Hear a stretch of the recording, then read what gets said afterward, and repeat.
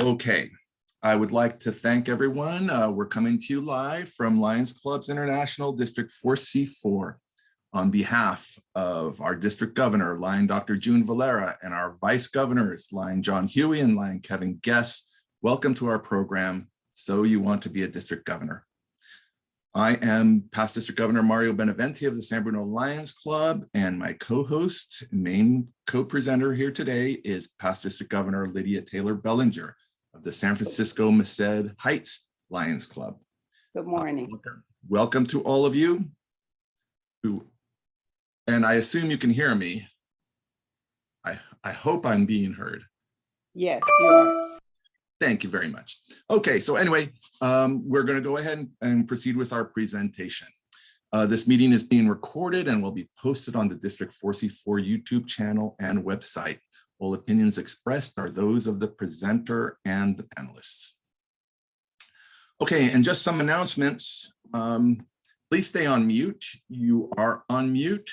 And let me just do that. You are on mute. And if you want to talk, if you want to comment or ask questions, and you are encouraged to do so, please use the space bar. Press down on the space bar when you want to talk. Let go of the space bar when you're done talking. That will eliminate any kind of noise, background noise, side conversations, telephone calls, and things of that nature.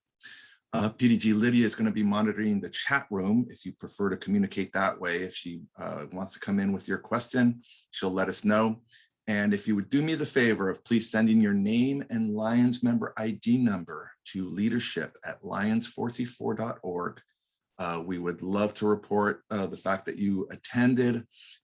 Past district governors, you will be presented as contributors. And those of you who are not past district governors or PCCs, Elsie, I would love to hear that you came to this.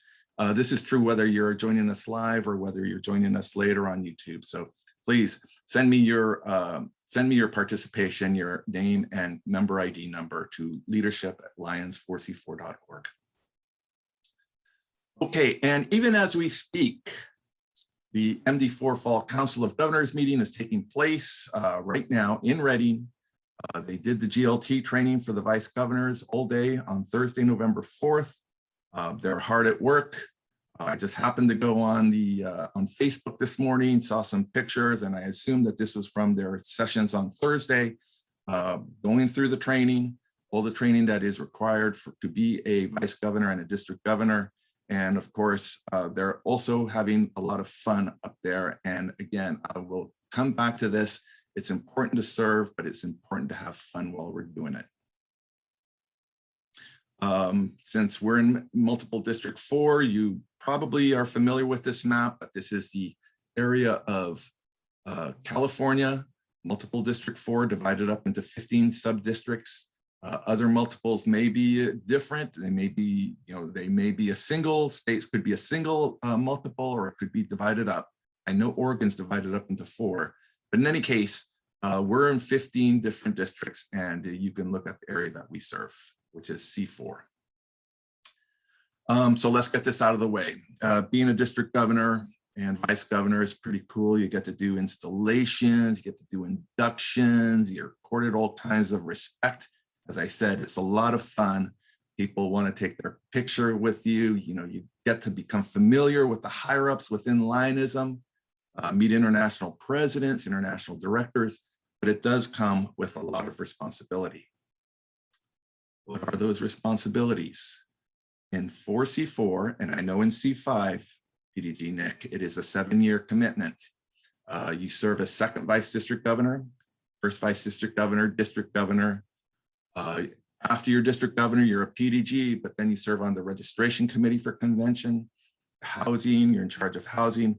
The third year out, you're the overall convention chair, and you're the fourth year out, the position I'm in right now, you're the PDG chair, the chair of the past district governors. If there's a meeting that needs to be called, you call it, you organize it, you chair it. So you have to ask yourself, do I want to do the job, or do I just want the title? It's more than a title. Will my spouse and family support this commitment? It's important to get this clear from your wife, your husband, and your family members. Will my job allow for this commitment? Can I afford it? That's a big one. Can I travel to meetings inside and outside the district?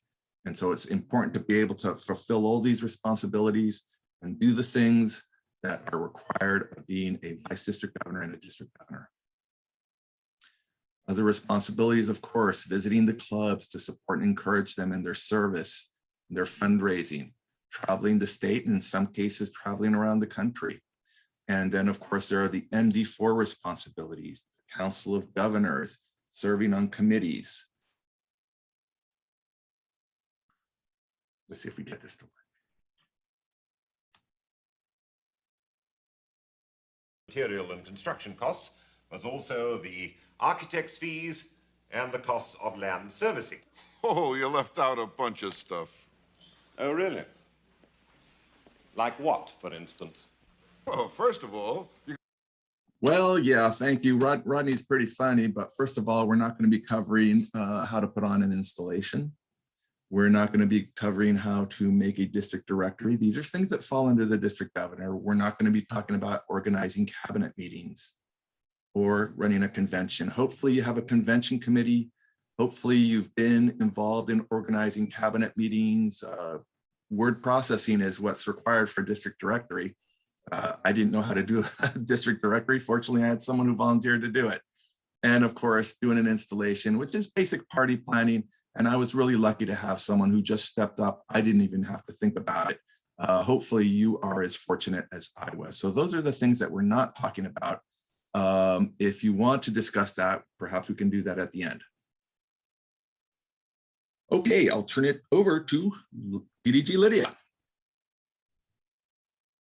And I'm going to cover requirements. And as PDG Mario has already in District 4C4, it's a 7-year commitment. And the first year is coming in as second vice district governor. And to be elected as second vice district governor, these are the things that are required. You must be an active member in good standing with the Chartered Lions Club within our district. And not only do you need to be in good standings, but your club also must be in good standings. And one of the ways that you're in good standing is make sure all your financial obligations have been taken care of. You have to secure the endorsement of the club, and you need to get the majority of the club in the district to endorse you as well, because you're going to go out campaigning, but you need your club's endorsement. And one of the ways is you let the club know what it is that you want to do. And as you approach the club, there is a form letter that you need to have and have each club member sign that they are in support of you running for second vice district governor.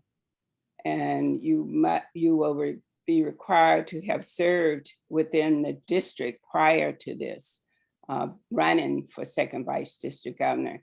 You are required to have at least served as president of your Lions Club for a full term or majority portion of the term. You're required to have been part of the board for an additional 2 years. Another requirement is you need to have served as a zone or region chairperson or a cabinet secretary or treasurer. Must be in some form within the district's overall organization to be eligible.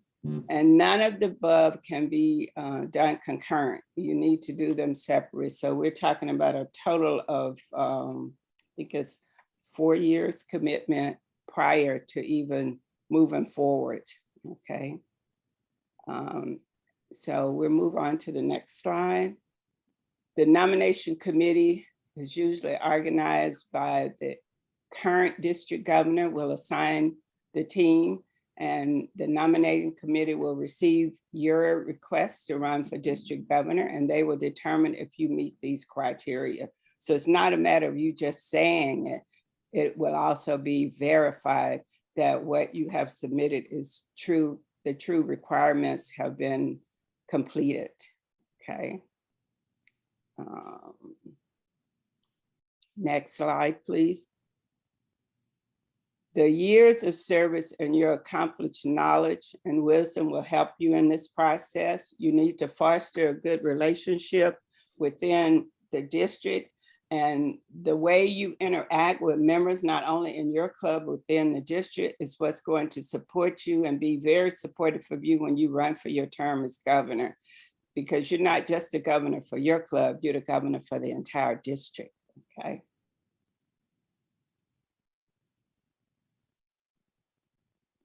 The candidates, Mario, you will take over here. Sure. Yeah. So, once you've and going back to the previous point, one of the things is that not only do you have to be in good standing, your club has to have paid its dues with LCI. You can't run without having paid your dues.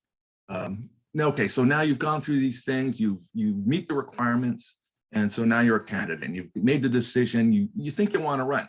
And so the first question is, do you want to consult with other interested parties and avoid a contested race?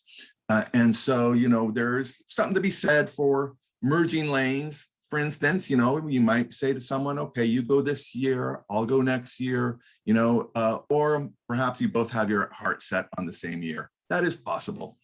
And of course, you do want to go ahead and get your club's endorsement. That's the easier way. You can go to the majority of the clubs in the district, but the easier way is just to go get your own club's endorsement.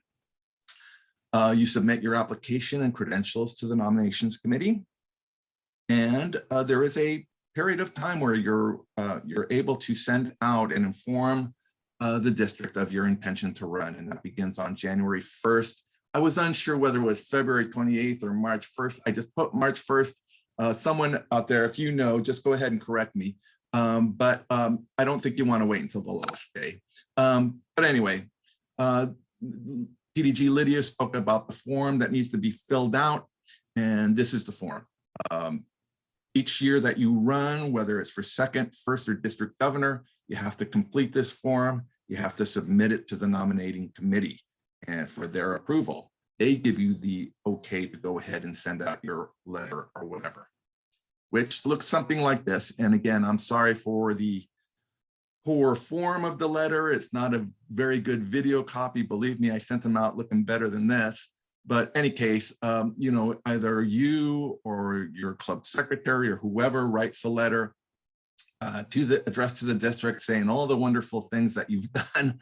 And then you go ahead. I think at minimum, you have to have the club president and the club secretary sign and attest to the fact that you have won the endorsement of your club.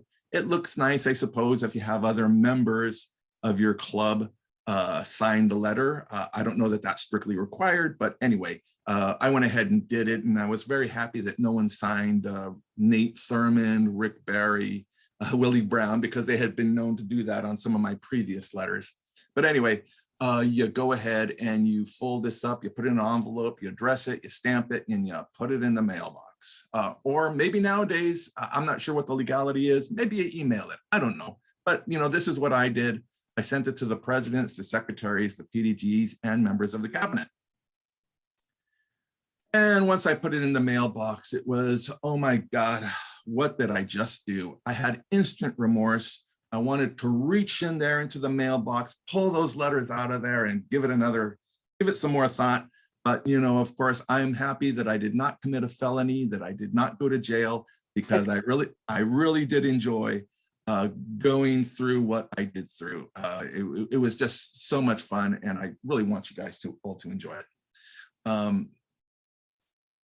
This is Vice District Governor Kevin. And you guys all know Kevin, Nick, I don't know who's in the room now, but Kevin is our current second Vice District Governor. And I've got to say, he's a terrific speaker. And I don't know if this is the reason why. He's a veteran. And I suppose he's used to addressing troops or his men and women, perhaps. We were at a cabinet meeting, and I was the second vice. And Kevin was speaking, and he was doing such a terrific job. I mean, I felt like I got smoked. And the reason why was because, I was nervous. Even to this day, I still get a little nervous sometimes. And the only thing I can tell you is that the more that you talk, the more times that you do a public address, the less nervous you become, the more it becomes second nature. So I'm addressing this to those of you who may or may not suffer from this problem. It goes away. And so just don't worry about it, just go for it. Some of the questions you're going to want to ask during the course of the campaign. Do you need or want a committee to help you in your campaign? What kind of strategy are you going to employ? Are you going to visit the big clubs first? Are you going to consolidate the clubs that you already feel like you've got in your corner? You know, are you going, oh, don't forget that you need permission to visit the clubs. And so you can't just drop in and say, hey, I want to be here, you know, and just start talking. You got to ask them for permission. That's the polite thing to do. Do you visit alone? Do you go with club members? Do you bring your spouse or your partner in service? And don't forget that dinners cost money. Line Lydia? And the campaign, once you start your campaign, public speaking is a good thing to do. And you have different options. Some people memorize what they're going to say, or some people may have a long handout that they read from. I don't advise that you do that because you will lose your crowd. So you want to kind of have a little short message, pretty much what you want to say to the group so that you get them on board to support you as you're running for office. And what I've found is that when you're running, you may not make it through the first time, but over the years that we've had campaigns, there's been more than, when there's more than one candidate running, when it's contested, there is a different move. So make sure you have your vision, know what it is, and stay with it, improved without any criticism. If you're running uncontested, what I've found is that the person that loses, and we've had 5 contested runs in our district, and out of that 5, 4 of them came back the following year and they won. So I'm saying this to say that if you run and you don't make it through the first time, that doesn't mean that you shouldn't try the second time, because the second time out, usually the candidate is elected. And the only reason the 5th one wasn't elected is because the person moved out of state. So stay positive. And when you're running your campaign, make sure you're running a positive campaign. It's supposed to be fun. It's a serious thing, but at the same token, we do not get into slandering each other or saying negative things that's not necessary during your campaign. So stay as positive as possible while you're running your campaign. And during the campaign, you will have things like, you have district cabinet meetings there, you'll be able to talk. You'll have to have a nominating speech. And this is our first vice district governor, John, on the podium, as you can see, and there's Mario. And so you have he warmed up the crowd for me. me. Yeah, he just warmed up the crowd for me, and he gave a very humorous talk. Yeah. I'm sorry, Lydia, go ahead.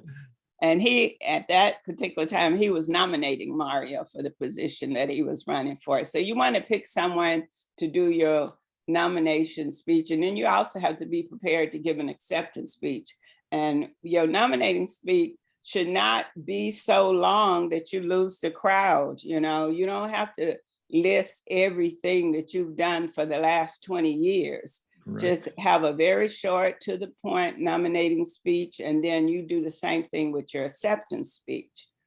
And the things that you prepare for when you're running is buttons. You may have your buttons with your logo on it. You may have flyers that you pass out, and it's very important to get your fold out flyers. That tells the people that you want to vote for you all about you and what you have done. They're easy to make too. Yeah, they're not difficult to make. They're easy. They're very easy, and you can make them on your computer. They're 3-fold. You fold them over, and that's why you don't have to tell everything, because your flyer is going to have the things listed in it that you have done through the years. Some people gave out calendars. Ink pens is a very good one. Most of us have always ordered the ink pens. I think Mario, you had the sunglasses at one time. And so people like to get little handouts. And the other thing is, I suggest you might want to make some little, I guess, business cards that you can also pass out if you want, you know. And at the convention, can your club make a good showing? Now, this is very important. You need to make sure that you have your club behind you and supporting you, because you cannot do everything at the convention by yourself. You need to have your club members there helping you set up.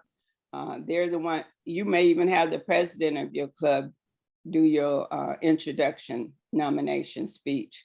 They have to set up for the cocktail parties, the goodie bags, and every candidate usually will have goodie bags, anywhere from 200 to 50 bags. And the things that you put in the goodie bags is what you determine. Most of the time there's a little bottle of water, chips, of course, your flyer, your fold out, if you have not placed it around. Most people put it in the bags. And then you also have your candidate's cocktail party. Now, at our convention, when we have the candidate cocktail party, that's usually done on one night, and the next night is the district governor's cocktail party. For the candidate's cocktail party, you are responsible for contributing to that cost. You provide $50 towards the beverages that will be served during the evening, and the convention committee will have a bar set up, and they will usually have a bartender there. So you don't have to worry about assigning a bartender, but you do have to submit your check to the convention committee to cover your costs. And there will be hors d'oeuvres served, and the cost will be anywhere from $50 to $75. And keep in mind, this is the second and the first vice district governor candidates are contributing towards the cost of the hors d'oeuvres. So if you say, oh, that's not very much, that's because both parties are contributing. And you want to keep your hors d'oeuvres to a minimum, because shortly after that, we go to dinner. So you don't have to try and feed. I know what she's referring to, because my club supported me and they bought like $300 worth of food, and it was just too much food. I mean, I love them for it, but it was just too much. You don't really need that much food, so because you're going to have dinner right afterwards. Right. Well, PDG Lydia, can I interrupt you for just 1 second? Yes. And I'm going to ask PDG Nick, if you're on the line. Nick, are you there? Yes. Nick, is what we're talking about so far, does that pretty much go in line with what you're doing in C5? Right on track. Right on track. Right on track. You guys do the same thing. Feel free to chime in. And again, PCC email, PDG Fanny, anyone else out there who might be a PDG, feel free to chime in if you feel like we're missing something and make a comment. Okay, Lydia, did you have anything else on this page? Oh, the number 250 there. That is the approximate number of people at convention. Of course, you're going to want to check with the convention committee. You don't want to prepare too many goodie bags, but you want to have enough to give to everyone. And you want just a little bit extra, and I'll tell you why in just a little bit. Yes, and, okay. And the other thing about having your goodie bags, make sure that you know from the convention committee where you're going to set up and the time frame. It's nothing worse than when the Lions attending the convention go to sign in and register, and there's the goodie bags from the first vice district governor or from the district governor, but the seconds haven't arrived yet. So it's important to make sure that you have everything taken care of and get it done timely. Thank you, Lydia. Okay, so we're going to continue on with the campaign. I will say that if you haven't figured this out yet, if you see a picture of me or Lydia up on the upper right-hand corner, I believe you can minimize that if that is blocking your view of any of the visual effects that we have on this presentation. But anyway, as PDG Lydia said, you want to get someone with a little bit of gravitas to make your second team speech, someone well respected. I got PDG Mel to nominate me for second vice district governor. You can't do any better than that, I think. And of course, once you get up there, you've got the podium. You want to make an impassioned speech. You pound the podium like Khrushchev. Let them know that you're passionate about Lionism. Let them know that you have a plan, to support them, that you're counting on their support, that you need their votes, that you're going to be there for them, and that you're going to take the job seriously. That is, I can't stress that enough. I don't think it's a great idea to read right off a piece of paper, but especially when you're the candidate. But you want to know what you're going to say. And of course, then I believe in most district conventions, there's going to be a little presentation, a little demonstration of support. And so you've got to have ready, your posters, your placards. Some people come in with noisemakers, maybe a little soap bubble guns or something. I don't know if that's even allowed in the hotels, but I did it at a place down in Sacramento. But in any case, a demonstration of some sort usually follows your acceptance speech. And congratulations, you're elected. So now what? You start to consider, hopefully you're already considering this. I had PDG Mel in my club. I have now ID International Director Canabara in my club. And, of course, I always looked up to Mike and all the other PDGs, but I always caught myself wondering, what would Steve Kiki do? As I said, I had Mel, I had Ken, but I always wanted to check with Steve. And so you're going to do that sort of thing too. So now the work begins. Lydia, are you up? Yes. Okay, you're elected in May. Come June, it's time to work. And then once you get elected, then the first thing that happens is you start your Council of Governors meetings. And this is when you meet the second vice district governors, the council chair, and CAS. And you're not quite in office yet, I will point out. This is still June. You don't take office until July. I should have put that in there. But anyway, right. Continue. And and this is why when we were talking about the goodie bags, where you will make some extra ones, when you go to your Council of Governors meeting, you will bring goodie bags for the entire council. So usually you will have them and there's 15 councils, and you usually will have them for the second vice district governors and the first and the DGs that's there. So you usually would want to bring the goodie bags, especially for your council. And you'd give CAS one, and of course the council chairperson you give them one, and make sure you have your fold out in there so they know exactly who you are. And that's when you first start making these different bonds and relationships with various other Lions from other districts. You become great Mario, friends. Yeah. You can take this on from here. Most of the pictures you see, this is part of Mario's Council of Governors. So that's why I want him to talk about this. Well, I guess the point I was trying to make with this was that, you have these fellow council members and you work together for 3 years. You're seeing each other 4 times a year, if not more, especially if you go to visit them, and they become great friends. I gave Nick a call on the phone. I said, Nick, you want to come in, chime in on this? And, I believe, Nick, you were at this meeting, but I think you left a little early before we actually got together. But, you just become great friends. And, this picture was taken this past February. We're almost 3 years out of office, and we still love to get together with the council, our fellow council people and their spouses. And really, I think it's just something that's going to be a lifelong friendship. Sorry about that, Nick. and that is so true. Even with my Council of Governors, there's members that are still in contact with you. You get emails from them, you get Christmas cards from them, you stay in contact. And when they have, like they're having the Council of Governor meeting now, and even though we're not the seated council of governors, our groups will usually go and we'll plan a dinner together or lunch together so that we stay in contact with each other.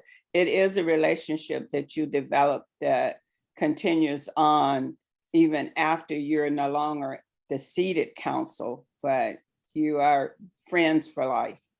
And that's one of the things that I really cherished, was the relationship that was bonded with the people that was in my COG. And Did you once want to cover this, Lydia? I can, once we get, actually, why don't you cover that?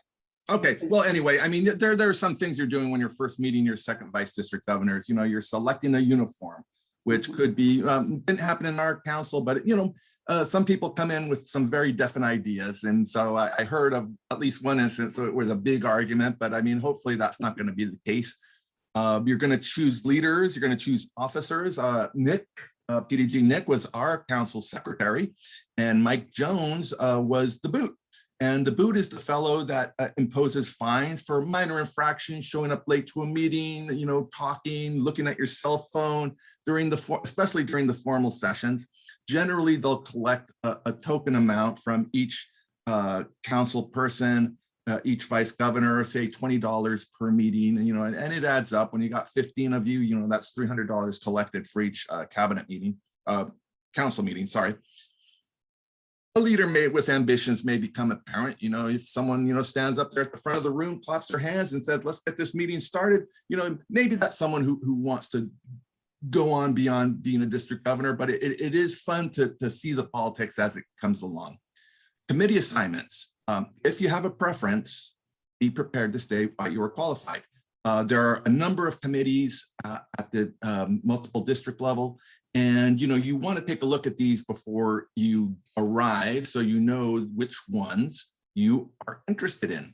And basically, you know, they got the list of, committees, and they say, who's interested in budget and finance? Who's interested in this one? Who's interested in that one? And if more than one person is interested for any of them, then you each got to give a little talk. And you talk about, you know, why you think you're the best one, right? And it's not a long talk, minute or two, and then there's a vote held, and the person who wins that vote goes on that committee, and the person who doesn't win the vote goes back into the pot and tries for another different committee. And the main thing, though, about these committees, you will be on one of these committees. Absolutely. No one goes to MD4 and just sit. You are part of the overall operations, and you are expected to sign on to one of these committees, not just sign on, but also be actively engaged in what's going on in your committee. Absolutely. And the thing is that, you know, there'll be a district governor on each committee. There'll be a first vice governor. There'll be a second vice governor. And then there'll be 3 non-governor members who rotate. So the person who has been on there for on his 3rd year will be the chair, and the 2 below him will move up just the way you move up. And so it's a committee of 6. But anyway, these are the committees. So if you've got your heart set on one, be prepared to say why you want it. I'm doing this, Lydia. I think I am. Yeah. Okay, so anyway, during your VDG years, I mean, you know, you're to accompany and support the district governor on the visitations. I mean, that's obvious. At the June Council of Governors meeting, you know, there's Jack. He's finishing up his term as district governor. He's going off the COG. Macy and Ron, they're moving up. And Mario is moving in. And so, you know, it's an interesting thing. And then you become part of the team.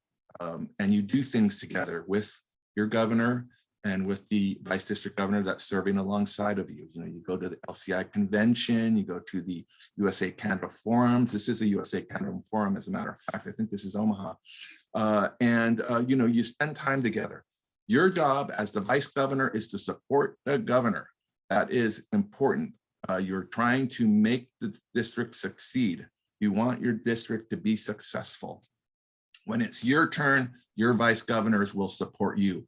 The other part is that you're learning from your governor. You're learning from the vice governor ahead of you. And so, you know, take the time to learn, take the time to be educated about what needs to be done. you continue on during your vice governor years. The other thing is that, you're going out with the governor to visit the clubs. I put here campaign again. Really, if once you're elected second vice governor, it's highly unlikely that you will not advance to first. I mean, you really have to mess up big time to not be elected the second and third time, because there's no one else who's really qualified to move up. But you campaign again. So really, it's just getting to know the clubs and the officers, and it's the clubs and the officers and the members getting to know you. And again, you want them to know that you are serious, that you're there to support them, and that you need their support as well. And that's important, because you don't want, just because you've been voted in a second and it's an automatic move up. But at the same token, you need those clubs' support. You need them to know that you want them on board, that you want them to be a part of and supportive of you, and not just because you're in that position and think you don't have to ask them for their support. It's important that you remember that and don't say, well, I'm already in, so I don't have to do that. You need their support, because once you become the district governor, you want every club in that district supporting you and behind you while you're doing whatever your slogan is or whatever it is that you want to accomplish during your term. And it starts when you're second vice district governor and first vice district governor, then move on up to DG. Thank you, Lydia. And of course, you're finding the projects. Now, when you're on these committees, when you're attending these meetings, you're going to all these different projects, all these different ideas, what the clubs are doing, LCIF, CLF, Lions Eye Foundation, all these things are going to be coming at you from all sides, and you're going to be finding projects that you want to emphasize. You're going to be developing the ideas that are going to shape your year as district governor. And so that is what you're doing during your vice district governor years. Lydia, I think you're up. Preparation and training. Yes, ma'am. Well, you will receive training from the MD4, and there's also various institutes that you can attend as well. And it's very important that you go to these trainings. And when you go to these trainings, you need to attend them, and you need to get there on time, and you need to stay for the entire training. Because when you go to the training, if you don't stay for the entire time, or if you don't show up at the time you're supposed to be there, then you miss vital things that you're going to need during your term.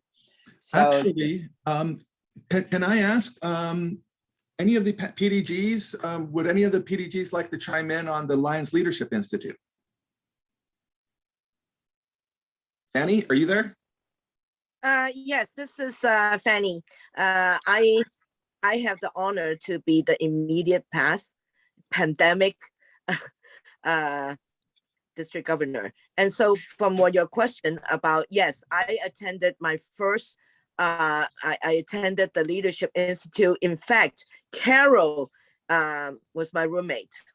And so we have very good times. And then Ken was, ID Ken was our instructor, especially on public speaking. So a lot of the things that you said that you have covered are being touched on. And I have to say, you come away, sometimes you don't have to think that you want to be, you just want to get, trained. And you come away with the determination and the inspiration that, yes, I wanted to do it, and yes, I can do it. So I can't speak. I think that I really like everybody to participate and have a chance to go to, especially the Santa Rosa is not that far away from us. So yeah, and actually, go ahead. Too. Oh, the USA Canada Forum too, and then next one is in Calgary, and I was very lucky that I had the opportunity to prepare one of the presentation, and so I had indeed a lot of, and I have to say there was a lot. It's stated to be a leadership training forum too, so I would encourage everyone to go to. Yeah, and I think what we wanted to emphasize too is that 4C4 is offering a grant to first timers. I spoke to the district governor yesterday, and the cost of the institute has gone up from $300 to $400. However, the grant from 4C4, and that may be true in other districts, is now going to be $200 instead of $150. But that is only for first timers, and there is a limit of 1 per club. The district will cover up to 7 members. If there are space available, and we don't have 7 yet, then they will consider a second person from the same club. And the MD4 Alliance Leadership Institute has been around a long time. Yeah. And you do learn a lot. I attended it when it was at Harris Ranch, and we know how long ago that was because we're not going there anymore. But even then, Mario, the district would pay a portion of our fees when we attended that. And it's good to see that the district governor is still doing that to encourage first timers to attend. And I see in the chat that line Yvonne also commented on the fact that she also attended the Lions Institute in 2004 and found it very informative. And I think the time that I attended, I think Ken was also there. I don't know if you were there, Yvonne, I don't remember, but I had a great time. And once again, I met some fantastic people from other districts, and we worked through a lot of things. You learn a lot. And this was long before I even considered even becoming a district governor. This is during the eras when I was being cabinet secretary. Okay. Okay, so thank you. And again, Lions Leadership Institute, a great thing. It's in Santa Rosa coming up in January. I believe in February, there's going to be one in Southern California, same deal. And then, of course, the USA-Canada Forum, which may or may not be, well, it will be further away. And again, a lot of education. You can make and here's the point, you know, moving from your district into multiple district and even nationally is kind of like leaving your club and joining the district and going to district events. It's the same thing. You meet IDs, international directors, and you find out, boy, they're just Lions. I mean, it's great. So anyway, let's move on. Lydia, go on ahead. Also with the LCI training, there's manuals online. You can go into the site and pull up the manuals and review those, as well as going to these various training sites. You can get it off the computer as well. So you also have the Advanced Lions Leadership Institute. That's optional. You can attend that as well. And I know District Governor Fanny has been gung-ho on attending all of these various leadership institutions and getting totally engaged.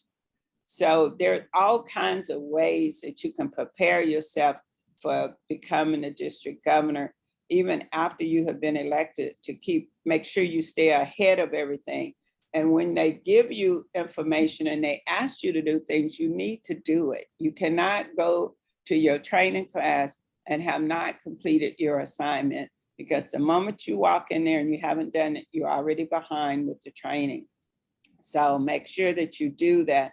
So I know when I went through my training, we had various tasks that we were to complete at home and bring with us to the training site. And it was most helpful. So do your homework, be prepared. It's very important. Thank you. And I think nothing is more obvious than someone who's not prepared. And you can't just stroll in when you feel like it. You got to be on time. You got to do the work. Thank you, Lydia. Yes. This is PDG Nick. Make a comment about the advanced training. Absolutely. First of all, the regional training is excellent. The curriculum is about Lionism. It's about skills and personal development. If you go to that training and then go to the advanced, you're going to say, this is the same old stuff, but it's not. It's more in depth. And the reason it's the same stuff is that California is so far ahead of the other states in terms of the regional training. But what has been said before is who you are meeting with. In the regional training, you're meeting with all people from Northern California. Some Southern California people might come up, but you're meeting other people from Northern California, who will be with you on your council possibly. And then when you go to the advanced training, you're meeting with people from all over the United States, and you're getting great ideas. I just wanted to add that. Thank you. Thank you. Thank you, PDG Nick. If I may also add that our district is very blessed. Our district, when I go to the MD4 and beyond and LCI, I always get compliments at how, like I echo what Nick was saying, about California is, and within California, our District 4C4 is really up there in the forefront. So thanks to Mario in the past couple of years, we are now putting on all the trainings that many of it that is organized by, is being archived in our digital library that I started. And this is also all the resources that's available in training material that will help everyone. And Mario is making it accessible to all Lions. So I think that we have to look at the diamonds in our own field first. Don't forget that we have diamonds in our district. Thank you. Thank you, PDG Fanny. Okay, we're going to move on to travel here because I mentioned travel and quite a bit of travel is involved. And so I'm going to share with you my itinerary, and maybe some of the PDGs and PCC and let me know if this is pretty typical. You're going to travel within this district, of course. You're going to be visiting the clubs. You're going to be attending their events, and it can be a difference. You know, we're in a small district, as you saw on the map before. C5 is a bigger district. L1 is a big district.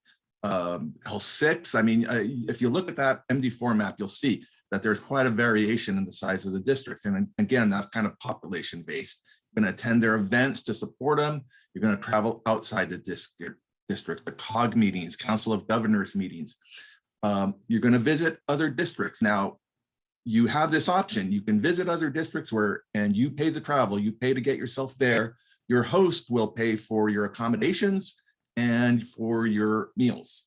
Other districts visiting 4C4 cabinet meetings and conventions, well, then it's the opposite thing. You pay for their accommodations, you pay for their meals, and you pay for a gift. Traditionally, it can be a physical gift, or it can be a donation to their favorite charity. There is a budget allowed for this sort of thing. It's helps, but it doesn't cover everything.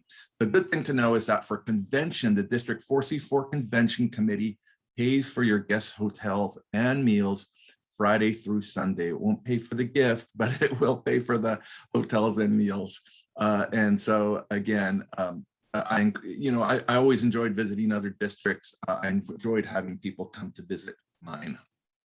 So Mario, before you move off of this about travel, you should also know that when you're second and first vice district governors and you're traveling with the district governor to visit various clubs within the district, and I strongly advise you to do that, you are responsible for getting to the location on your own. And you are also responsible for, if there is a meal included, you need to find out what the cost is and if you are required to cover that cost. And most of the time, as second and first vice district governors, you are paying that yourself. The only time you don't pay is for the convention. The convention committee takes care of that for your guests then. But when you're traveling with the district governor, you are paying as second and first vice. So make sure you include that in your budget. Thank you, Lydia. We'll continue on the Council of Governors meetings. And again, going back to where they are in Reading right now, generally there's formal meetings where you're seated by council, the district governors in the front, the first vices behind them, the second vices behind them. On occasion, I suppose they'll do it a little more informally where the governors are just seated out in the audience. But during the time that I was there, it was just as you see here. And so they have formal meetings, Robert's Rules of Order, that sort of thing. But then you also break up into Committee meetings. I believe this is a leadership. Is that leadership, PDG Fanny? Let me Okay. see. Yes.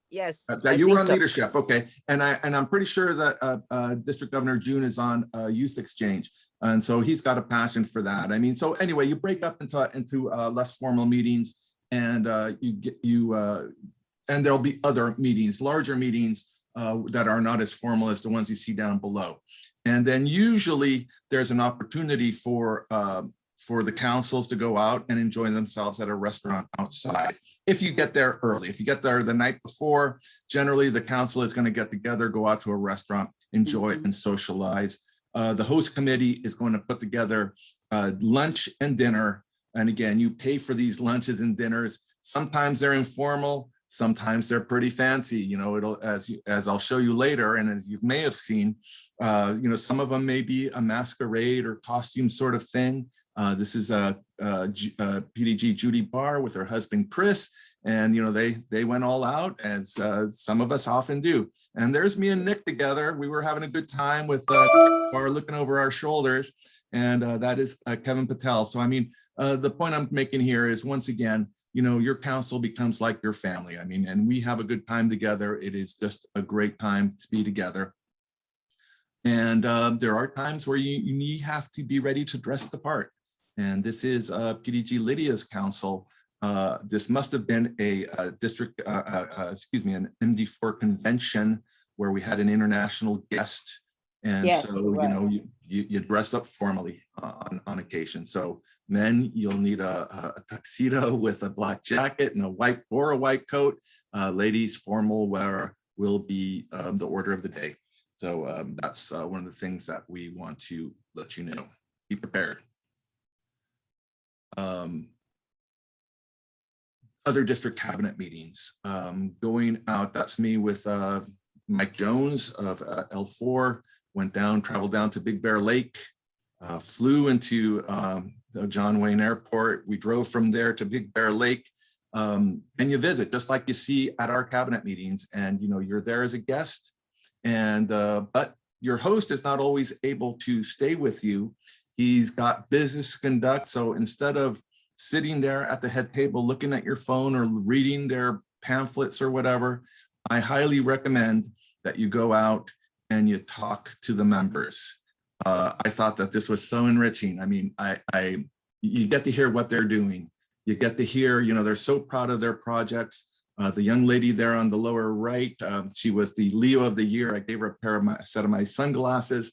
The gentleman in the yellow, sorry about the angle of the picture, but he was a PDG from A2, I believe. I think he was at Maxine's council. Very possible, yes. He's from A2, and I was just picking his brains. So you know, you go out and you just make friends. You know, just say, "Hi, my name's Mario." And you know, where are you? How long have you been a Lion? What are your projects? You know, and really, it's just really enjoyable to do. So I would recommend, when you go and visit your other districts, you get to know the districts. And you know, not only is it fun to go and visit other districts, it's fun to have them come and visit you. So you know, just go ahead, make the visitations if you can, if it's within your budget. And we'll be talking about finances here in just a little bit. Travel, a lot of travel involved. If you do the whole thing, again, that's a map of our multiple. And we're talking about going to visit other districts. And that was my itinerary. I went to visit Rajan in District C3 in the East Bay, went up to C1. That was for a convention. San Ramon, that was you, Nick, at your convention in San Ramon, where I just had a fantastic time. St. Martin for C6. I flew to La Jolla, Big Bear, and Carlsbad. Drove to Taft, which is down the Central Freeway, to visit Kevin, and Reading once again for a convention for Eileen Guadagnolo from A1. And so that's a good bit of travel. I went to the meetings anytime I was invited, unless I had something going on in my own district. I tried to make it. It was just something that I wanted to do. Same things. Now, these are more, you know, the cabinet meeting visits, convention visits, those are not mandatory. The Council of Governors, MD4 conventions, you should be at these. And you can see the itinerary for that. Twice the Burlingame, which was really convenient for me. San Diego, Reading, Fresno, you can imagine where I flew to and where I didn't. Prim, I actually, for Prim, I flew into Las Vegas and drove, if I remember correctly. I hope my memory serves me well. And of course, there was some national travel. I went to LCI conventions in Hawaii, Chicago, and Las Vegas. Chicago going in, Las Vegas going out. I did skip Fukuoka, Japan. I might have just been feeling the monetary pinch a little bit at that time. I believe that's the reason why I did not go to Fukuoka. I did go to Des Moines, Grand Rapids, and Portland for USA-Canada forums. And LCI training was held in Anaheim and Burlingame, which again is not that far away. PDGs, I imagine that most of you had something similar to that. Yes. Exactly. Lydia, you want to take this? Okay, we're talking about leading up to your years as district governor. You know you will be attending training sessions, and you will be filling out your goals for membership and new clubs, leadership and service. And this is important because even when you go to the MD4, they're going to be asking you, what are your goals? They're going to ask you, how many clubs are you going to be bringing in? What are you going to do about retention? So you have to be prepared to address those things, not only just address them, but be ready to follow through and accomplish them. And there's a goal and there's an action plan. yes. And you consult with your vice governors on these plans as well. Yeah, and you're not, as DG, you're not going to try and do it all by yourself. That's why you have a team. You have your first and vice district governor.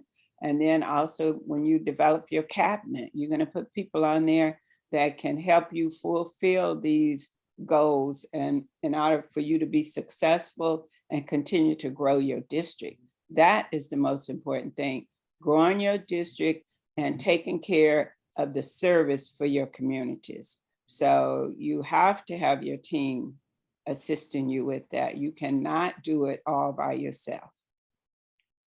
Okay, as your installation at the convention nears, you need to make arrangements through LCI for travel, the agency, the hotel accommodations. LCI will reimburse you on a lot of these things that you're being involved with when you're going to the COG meetings. There's a portion of the reimbursement you get. We'll be talking about finance in just a little bit. I don't remember what's after this slide, so let me just go ahead and take a look. Okay, go on ahead, Lydia. Go with this. Designing your global action team. This is what, as I was saying, you got to get these people on board that's going to help you, your leadership team. Encourage, and that's the team that Mario and I are working with right now, encouraging and training new leaders. Your service team, they're the ones that's out there in the community encouraging the Lions in your district to follow through with the service. And you may have a specific service project that you want to take care of or something that you want to do during your term. I know during my term, we looked for a service project that would involve the entire district. And I was fortunate enough to have Mario and also Debbie Kilty. Debbie on board to spearhead that for me. And we did that. Rise Against Hunger. Rise Against Hunger event. And we not only did we do it once, but we did it twice.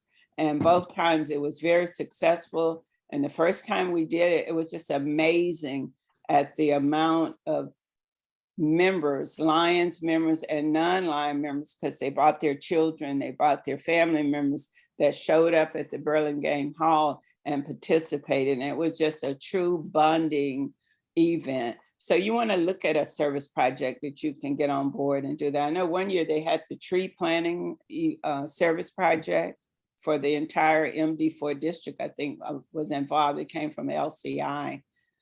So that's important that you look at that. And then membership.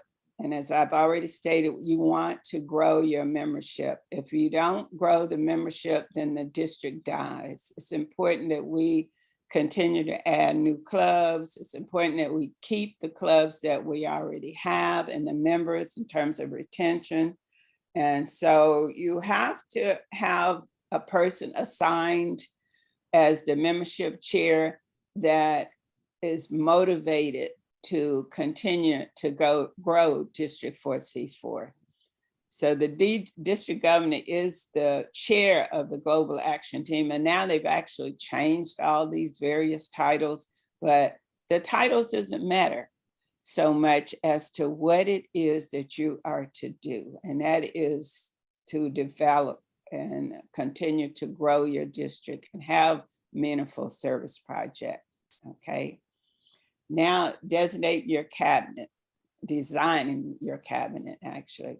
Yeah. And one of the most important people in your cabinet is your cabinet secretary.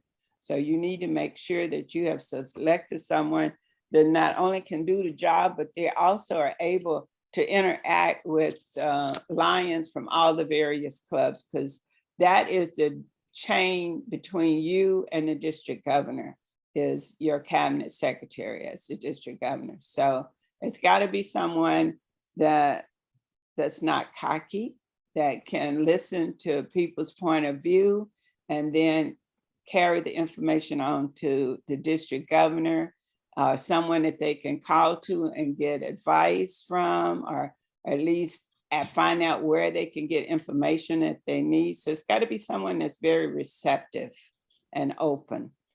And your cabinet treasurer, you want someone with the highest degree of, that's going to maintain the treasure. You don't have to worry about the funding or where the money is going. They're going to keep excellent records. And it's important that you keep good records, because at the end of the year, there is an audit, okay? Lydia, PDG Lydia. Yeah. I'm going to move us along a little bit because we are starting to run up against the clock. How about if you just address, when do you start to build your team?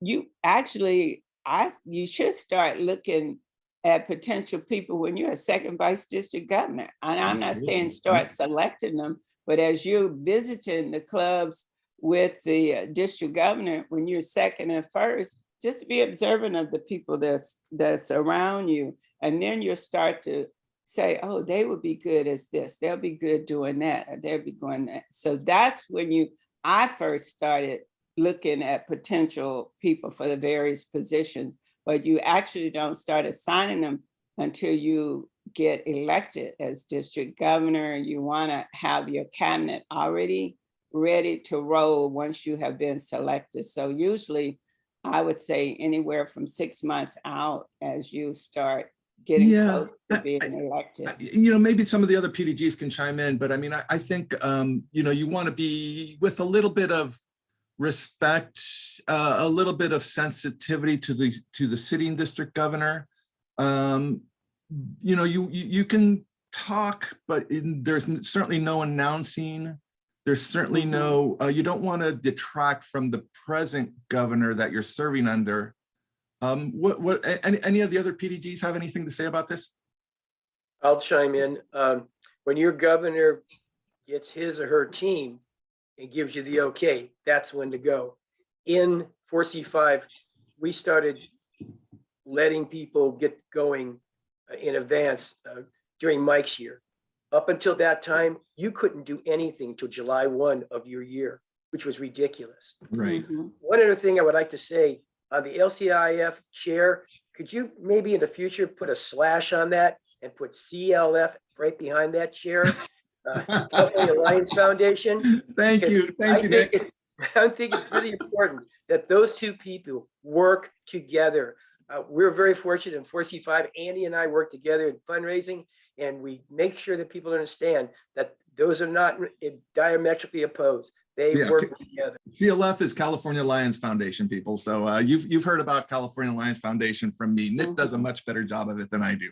But anyway, thank you for chiming in on that line, Nick. Let's move on here. Okay, so Lydia, with your permission, I'll continue on here. Okay, go right here. Yeah, you want to meet with your key people and trusted people, and I snuck this picture. I don't know that Lydia and Denise even knew that I took the picture, but basically, this was at a pre-cabinet meeting, and I saw them in there. They were planning, what are we going to do next, and so I just snuck a picture. Did you know I took that picture, Lydia? No, I did not. And anyway, you want to gather your cabinet and educate them on your goals and their duties. So, you got to let them know, hey, you got to contact your clubs. You got to remain in contact with your clubs. You got to let them know what the goals are. You got to let them know, what's coming up. Send them an occasional email. Give them a phone call. Where are your reports? You got to submit your reports. Let us know what you're doing. The zone chairs have to let the governor know if anything's going on, or if there's any trouble with any of the clubs. So these are the things that you're going to be talking to your cabinet about. And so you talk about your goals at a pre-cabinet meeting or before you take office, and you let them know what you expect. Yes. And then I added this one, a question of philosophy. Do you get the best people you can possibly get? And of course, it sounds like a no-brainer. Of course, you get the best person you can possibly get. Or do you identify lines with leadership potential and place them in key spots? Lydia, PDG Lydia alluded to the importance of getting a treasurer. You might think that if you can find a CPA, you get a CPA. I think I went with the second option, identifying lines with leadership potential and placing them in key spots. My treasurer, I didn't even know if he could balance his checkbook. I asked Dr. June Valera to be my treasurer because I saw in him leadership potential, which was borne out because he's now the district governor. But I wanted him to know where every penny was going. I wanted him to know where things were going, how the money was being spent, how to put the budget together. I saw leadership in him just in his work with the clubs and in the district. And I said, this is the person, and I had to talk him into it actually. And this is the person I want to be treasurer. Same thing with Kevin Guess. I saw leadership potential in him. I wanted to nurture that. I asked him to be my executive administrator. I wanted him to know what I was thinking, and he wasn't afraid to go out and cajole people if it needed to happen. But I mean, that's the sort of thing. So, you can get someone who's done it before, or you can identify leadership potential. And so, there's a couple of different ways to do it. And so that's just a thought I had. On that note, Mario, yes. You asked me to be a region chair and I turned it down because at that time it's because I've already done it twice and I have no, I want to give it to other people's opportunity. At that time, I was not thinking about being a DG. So that is my mistake. I want to share with other people. When you are on that leadership journey and people give you opportunity to be seen, be heard, be known, take it. Don't do what I did. Well, I mean, that's fine. And sometimes, and you have to understand, you're gonna be rejected when you're asking people to take on these positions. But they have their reasons, and you respect the reason that. Was and not you, Mario. The reason was absolutely I was thinking of giving other people the opportunity. No, don't that. Yeah, no. And Mario, what you said is true. And like I said, as I traveled through the district, I saw people that I thought had leadership skills, but some of them had never, to me, been given the opportunity to serve as a zone chair or region chair. And I looked at that and Denise and I talked and I said, I think these people would be good doing this. And a prime example is Peter Lamb. He had never taken a leadership role. He became a zone chair and he just moved right on up in the district, took on other roles. That was a good pick. That was a good pick. And he's excited, and it was a few more like that I selected, and they have excelled in the district. So I think it's great that you do look at some people and select them based on what you see as potential leadership skills. Yeah. Lydia, you want to take this one? Just a brief talk about the budget. The budget. It's important that you develop your budget. And once you develop the budget, you not only work with developing it for your term, but you also need to work with the incoming district governor also, so that the budget's balanced out and they know exactly what each one is doing, because your budget also determines some of the costs that the incoming district governor will have too, in terms of the amount of region chairs, the amount of zone chairs, because there's money in your budget that covers their supplies So it's important that you look at all of that and follow your budget and make sure it's balanced. And the budget is based on the money that we received from our members paying our dues. And you get that money, I think it's twice a year that you get funds, and you have to base your budget on that. Too often, what I had observed is that the budgets was projected for based on the amount of members and how much money you're going to get from each members. And you have to be real careful with that you don't project it too high and then you don't have the funds to cover it. And I've seen that happen. Okay, so make sure you sit down and work through your budget and talk to some past district governors that's done budgets for their term, so and get some input from them as well. And also the outgoing district governor, because you'll find out some things that came up that weren't included in their budget that now needs to be included. Like when we added the second vice district governor, for years, there was nothing in the budgets for that. So it's important that you look at the overall picture and not just take it for a grain of sand. Believe me, budgets can be difficult. Yeah, If and of I course, may make a comment, go ahead. Yes, go ahead. Your budget is passed in the same year you voted in as district governor. So when you're first vice district governor, when you pass the budget, that's your budget. Those are the expenses in your year as district governor. So make sure you have your plan on what you want to do. So if you want to do advertising and promotion, you need to add that into your budget. That's voted on in the same year you become are voted in as district governor. So that's very important to take and set up your plan and what you want to accomplish in your year as district governor. And that's exactly why I said you have to sit down and meet with the first vice district governor, because you're planning out ahead. And if you don't do that, then when they come in as district governor, they're going to have a problem.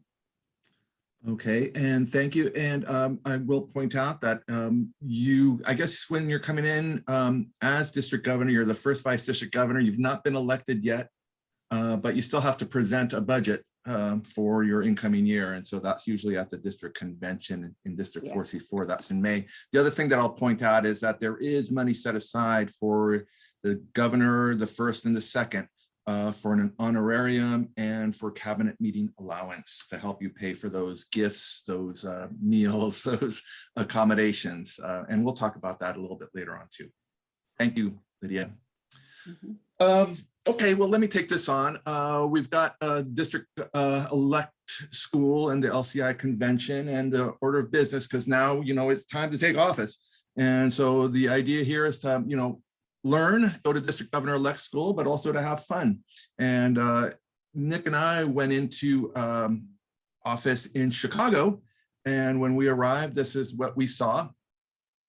And there are 750 district governors around the world, if I remember correctly, somewhere in that vicinity.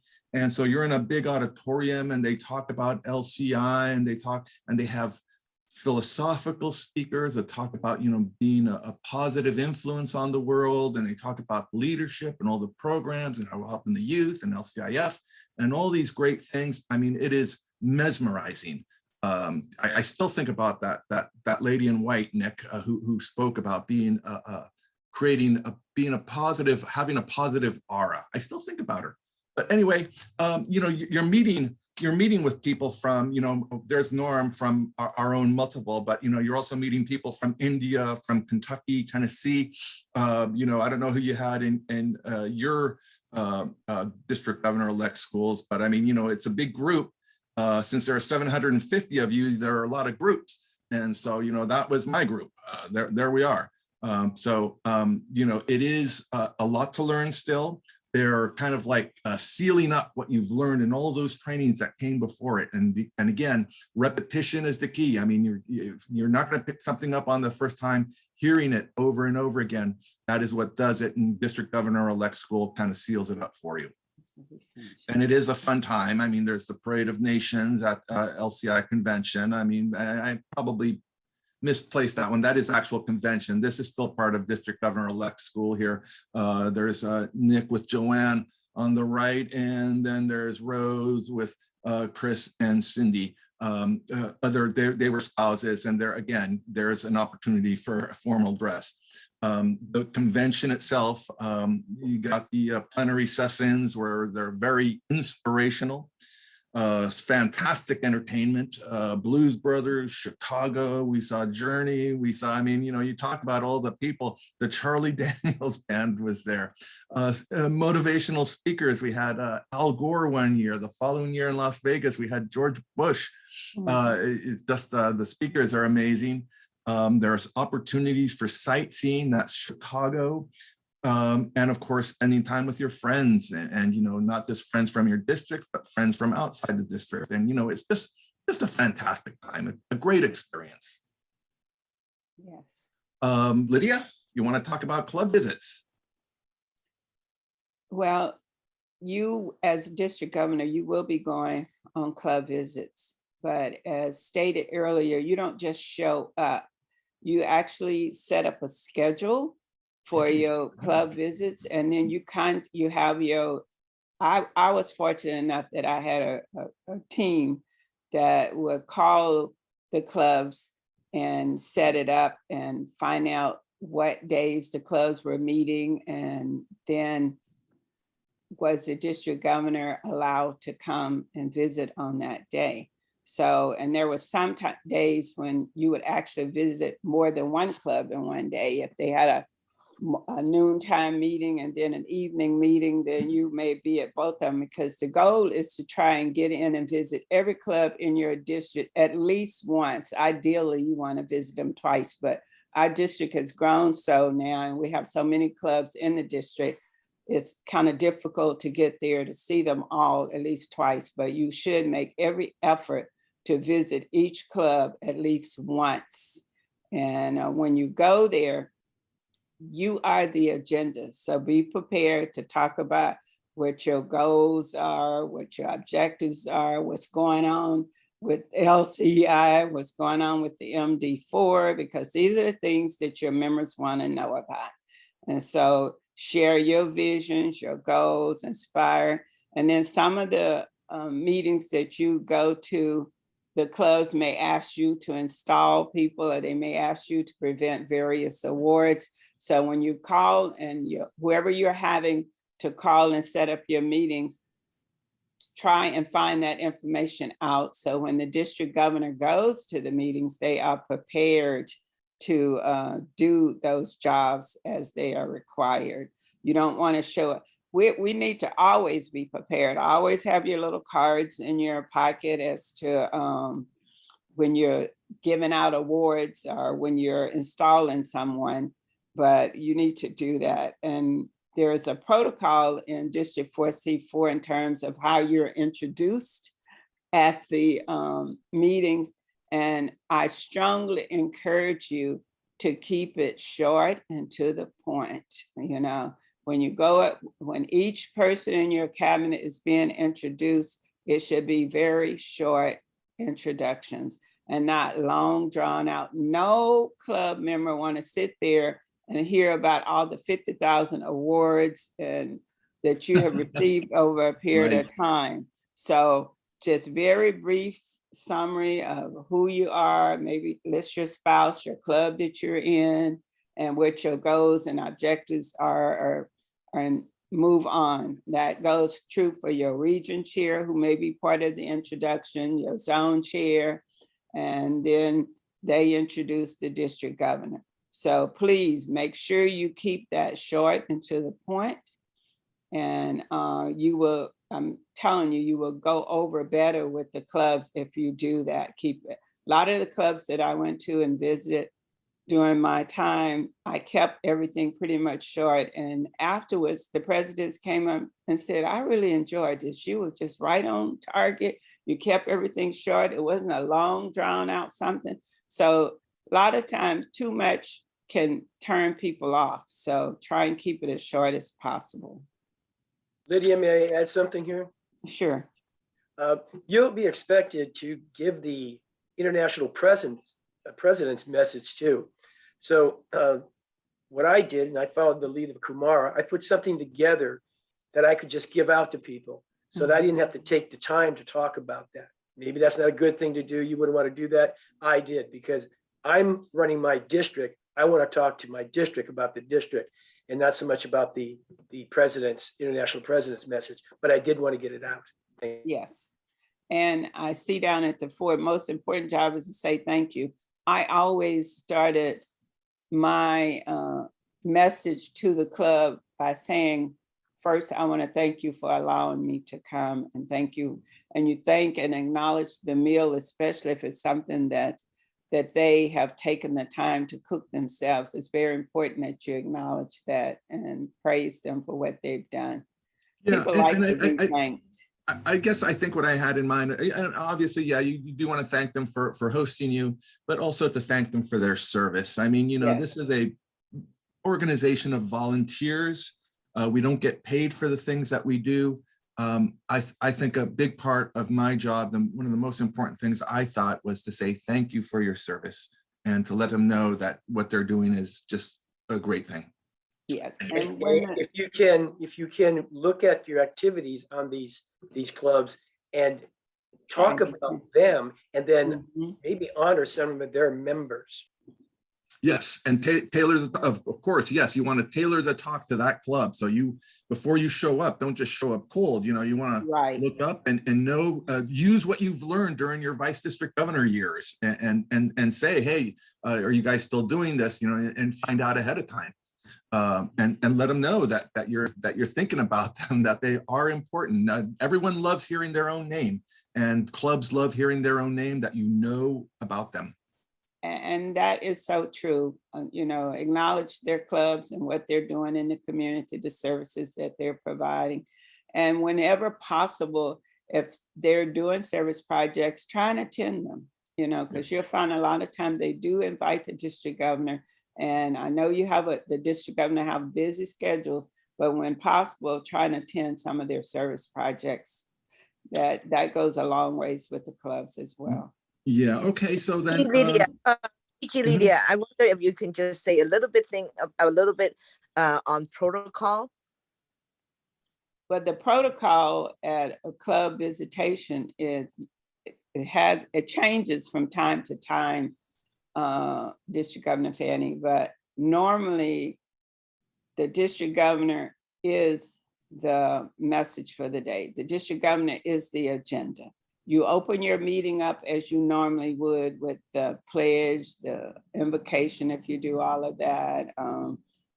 And then once you've gone through that initial part, then the district governor is being introduced. And it usually starts with, you'll have your zone person for that club there. You'll have your region chair for that club.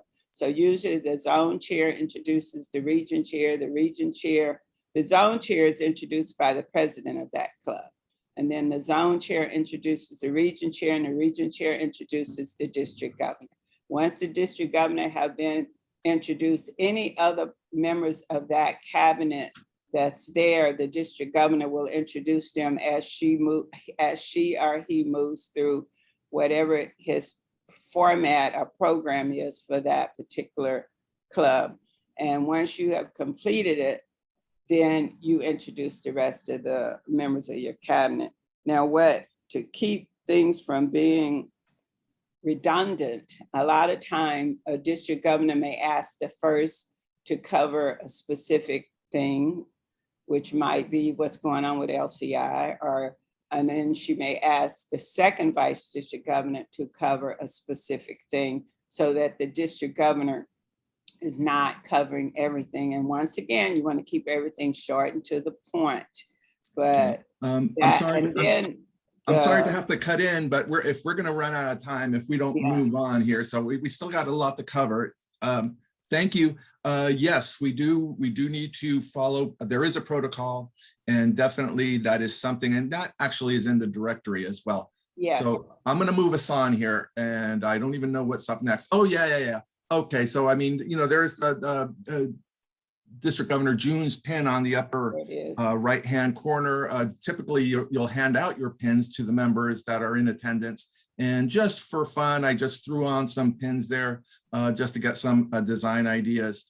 You will tailor your pin to your goals, your motto, your whatever motto that you choose to use. Just for informational purposes, I put down there, I got mine at Pin Crafters in 2017. I ordered 1,000 pins, just short of $2,000. 1,000 is probably too much, I don't know, but you know, that's just something to consider. Continuing on with the club visits, and of course, we're going to encourage the clubs to fundraise and perform service projects, to submit monthly membership reports, submit service reports, and support our foundations. And Nick, you'll like this. California Lions Foundation, there it is. Our primary support does need to go to California International Foundation, Lions Clubs International Foundation, LCIF. There are many foundations that we support. I do not see the Student Speaker Foundation here, but there's a ton of them. And you know, the idea is to encourage the clubs to participate in all of them, to if there's memberships for clubs available, to encourage them to support all these foundations. I will not get into any extent about these foundations. Just keep them in the back of your mind. You will be hearing about these when you attend the meetings. Again, the Council of Governors meetings. I'm going to skip a little part here because we are running a little short. Governors sit at the head table. The governors cast the votes that set policy for MD4. I changed my mind. I am going to go to the website and I am going to show you, you know, what they're talking about right now. And that is the fact that, you know, they are meeting in Reading. There is a Saturday night theme, a costume party, murder mystery. They were in town on Thursday for GLT training. There is a definite schedule of events. The spouses and the partners, if you decide to bring your spouse, your partner in service, there are activities for them. And again, a lot of committees, councils meeting in private. Sometimes it's open, you break for lunch, there's hospitality suites, and then you break up on Sunday around noon, 11 o'clock noon, that's travel day.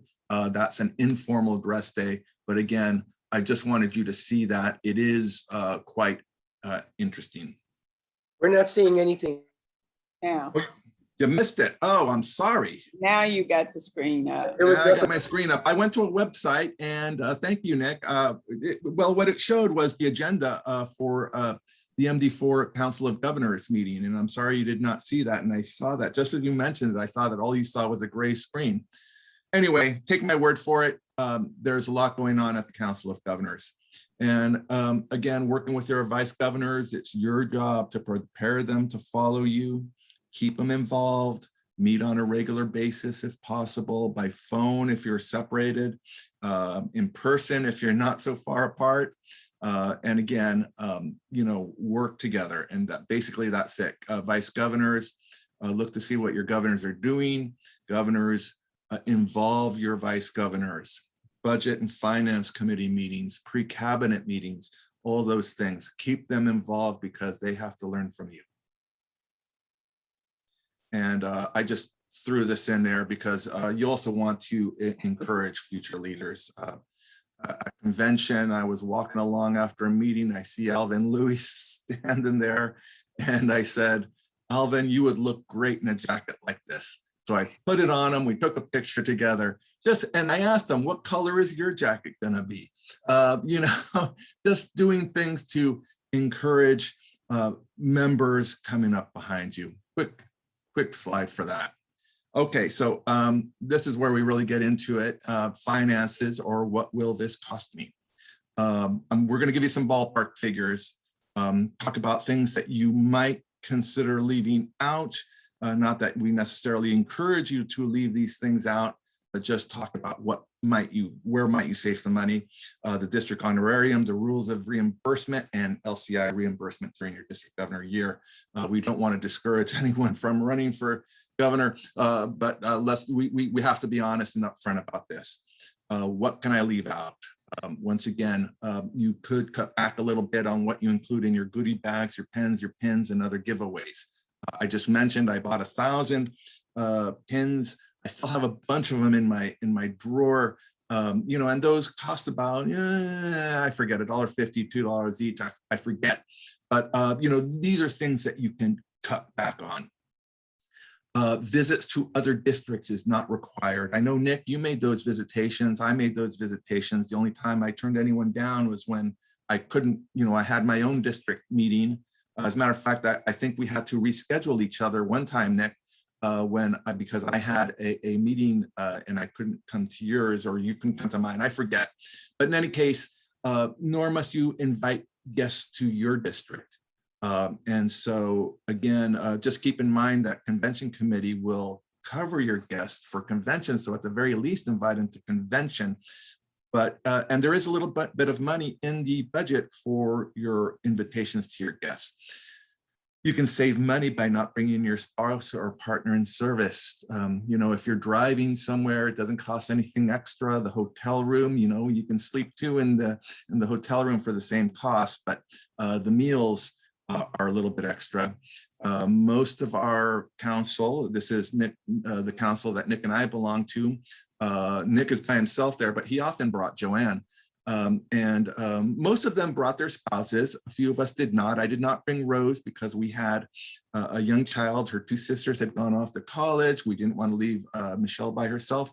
Rose stayed at home. I went off and did what I had to do. But I mean, it's nice to have your spouse along, but it's not strictly necessary. The district honorarium, as we noted on the budget page, is about $1,300 per year. It's $1,300 is actually part of the hosting your guests. There are MD4 rules of reimbursement during your PDG years. Airfare, 50 cents a mile, whichever round trip, whichever is less. 75 cents per night, but you have to stay in the COG hotel.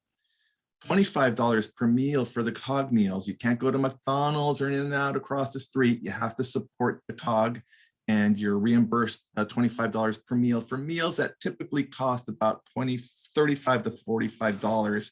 I'm not sure if that's, Lydia, is that what you remember correctly? Do you remember that? Yeah, that's about how much the meals were then, but keep in mind that all of that have gone up. Yeah, So, yeah, it's possible Yes, that it's gone up. It's gone up to at least 50. Oh, okay, so you're still getting 25. Reimbursement is for you, not your spouse. So as I mentioned, you know, your spouse can stay for you for free in the hotel. And if you drive, no problem. But if you're flying, you got to pay for your spouse's airfare. And this is actually the form that you fill out. It's on the, I hope you're able, yes, you are able to see this one. It's actually on the MD4 website.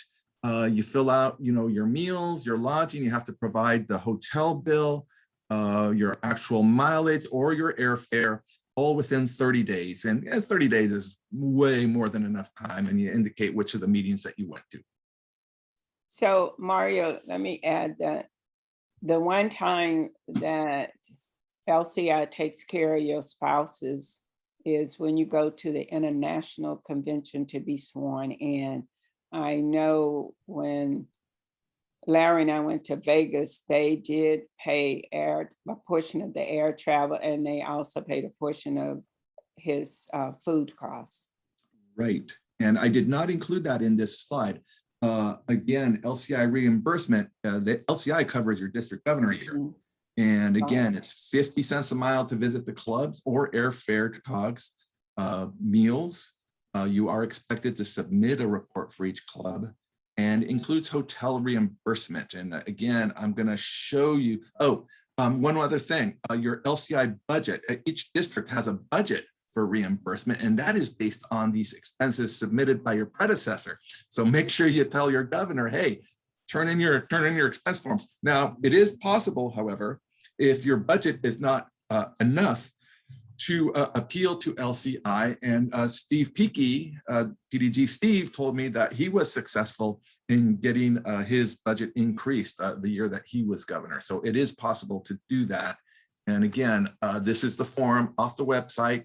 and can actually be filled in on the computer, and you can save it. And as you go have your visitations through the month, you can do it. You can have the cabinet secretary do it. I did it myself, but this is what you submit, and there is a list of rules that you are reimbursed for 6 district meetings, 3, not 4 multiple district meetings the year that you are governor. So pick the 3 where you have the most expense.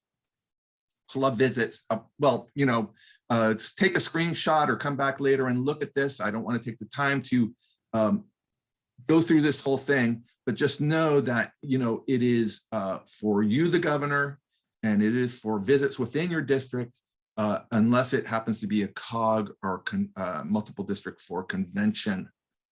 So just take a quick look at that, and I'll leave it up for a second. And you can look at the things that are disallowed.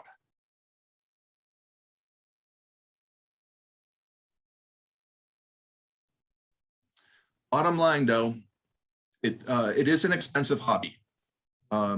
This service, it will cost a lot.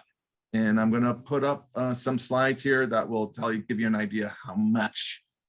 And these are my personal figures. These were my vice district governor expenses beginning from the date that I announced for governor and started doing my visitations through the district governor's appreciation picnic. You can see my figure for almost $41,000 over 3.5 years. I didn't think it was fair that I include my San Bruno expenses. What did it actually cost me to do the governor thing? Brought it down to about $36,000, but that is not net because we still have the cost, the reimbursements, which I will bring up next. LCI reimbursement was about $4,000, MD4 reimbursement another $2,300, and then you can add in 4C4 reimbursement, which came to about $3,500. It was 35. Somehow I miscategorized. I made a donation to Butch Seafeld's foundation. I don't even know what ASRA stands for. I gave him $50. But anyway, yeah, reimbursement from the district was $3,500, come to about $10,000. So my net out of pocket was about $26,000 over 3.5 years. Okay, and I hope that doesn't shock you. I didn't want to just rely on myself. So what would Steve do? I give Steve Kiki a call and said, Steve, what did you spend? And here is what he sent me, my rough costs from my 3 years, including 2 LCI conventions, 2 USA Canada forums. And again, I went to 3 of each of those. So my cost would have been a little bit higher. And then he went to all the conventions and the COG, Council of Governors meetings, visiting other districts, uniforms, hosting DGs and VDGs. His total cost was 31, which is not out of line with what I just said. And then his out of pocket was $15,771. And how did he finance the other $15,000? Well, $9,000 came from rules of reimbursement, which is in line with what I did. I got about $10,000 back from MD4, 4C4, LCI. But his club did a couple of fundraisers, which is something that is not being done recently. I understand. Emil, can you talk about fundraisers? PCC Emil, are you there? Yeah, I'm here. You had a great fundraiser. I thought you had a fantastic fundraiser. I don't know why I didn't do it, but go ahead. We had a fundraiser and it raised about $3,000. It wasn't presented as a fundraiser. It was come to meet your incoming district governor is what I presented it as. And I invited the whole district to the fundraiser, and they came, and there's the club provided hors d'oeuvres.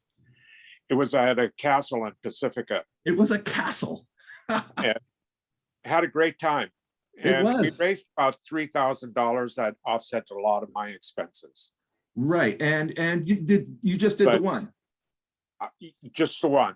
Yes. Okay. Some governors have done 2, some none. Okay. When I ran for governor, my net was about 15,000, the net cost for me. But during my term, I was only a vice district governor for 1 year. 1 year, right? Now Yeah, it's so which is 2 why I years, didn't so ask it you. would be higher now. Yeah, which is why I didn't ask you. I went around and just Yeah. sought opinions from people who served 3 years. And so I didn't think it was appropriate to ask you. And I things have think changed. Steve's was only 2 years too, Mario. Steve was 3 years. Was Steve was his 3. 3? Yeah, Steve was Yeah. 3, so was Jack. So here I have Jack. And I wrote That's to right. Jack. It ended with Mike Simonini. He was the Esther, last one. Esther was the Yeah. first one to go 3 years, right? PDG Yeah. Esther Lee. Okay, so then I wrote and this was by text, so I did a little copy and paste.